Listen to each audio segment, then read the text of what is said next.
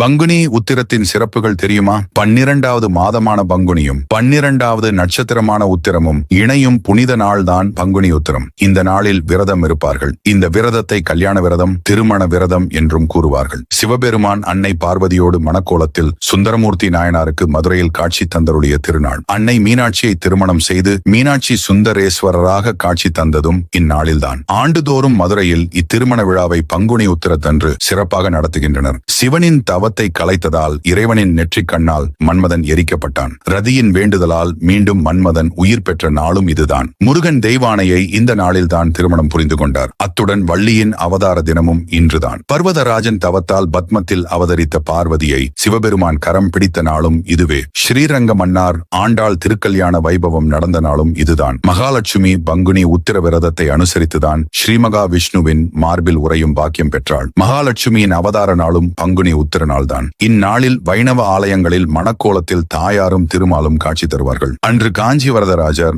ஆலயத்தில் ஸ்ரீ பெருந்தேவி தாயார் சந்நிதியில் ஸ்ரீதேவி பூதேவி, மலையாள நாச்சியார் ஆண்டாள் மற்றும் பெருந்தேவி தாயார் சகிதமாக ஸ்ரீ வரதராஜர் காட்சி தருவார்.